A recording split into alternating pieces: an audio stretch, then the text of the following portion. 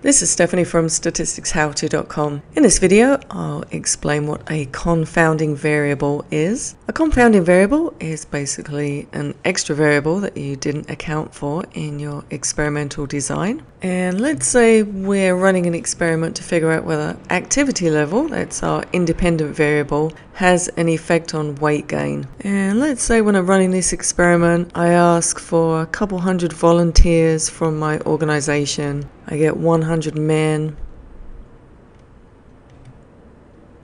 and 100 women.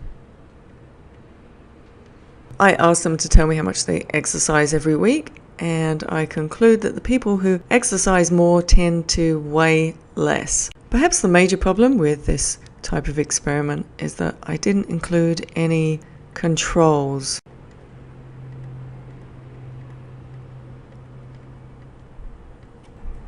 For example, I didn't control for age, so let's say all of my women were 16 years old and all of my men were middle-aged. That means it's not just lack of activity that leads to weight gain. We've also got age as a contributing factor. Age would be one of our confounding variables, and they're kind of like extra independent variables that's affecting the outcome of your study. As well as age, one more obvious thing that jumps out is caloric intake. It's possible that my men are eating more than my women or vice versa, so I didn't control for caloric intake. There's another confounding variable. Confounding variables can lead to a whole bunch of issues. The two major ones are it can increase variance.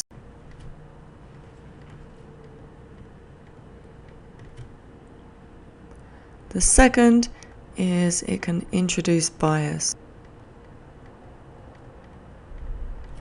What this means for your experiment is that you could end up with useless results.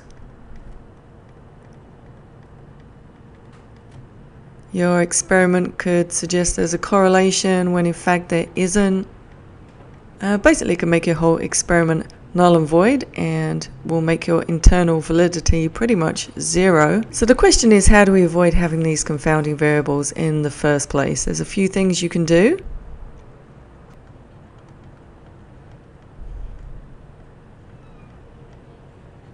Perhaps the most obvious is you can use controls.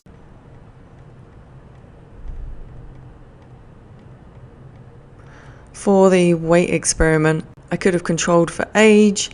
I could have made sure that everybody was the same age. I could have made sure their caloric intake was the same, like everybody was on a 1500 calorie diet. But sometimes there's confounding variables that you either don't think of or you can't see. So in order to control for those, you want to do something like random assignment.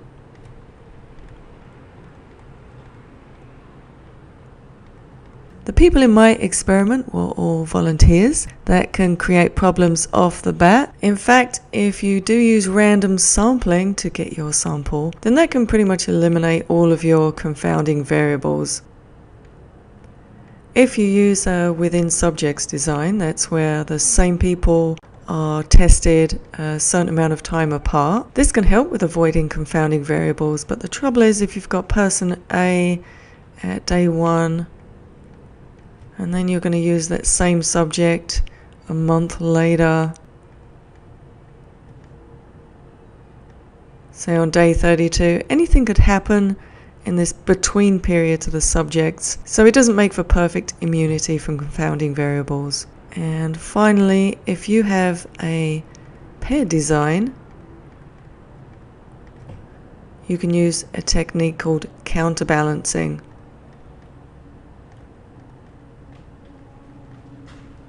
In counterbalancing, half the group is measured under one condition and half is measured under a second condition. This can help you avoid confounding variables, but only if you have that paired design. That's a brief overview of confounding variables. Visit us at statisticshowto.com for more videos and articles on everything elementary statistics.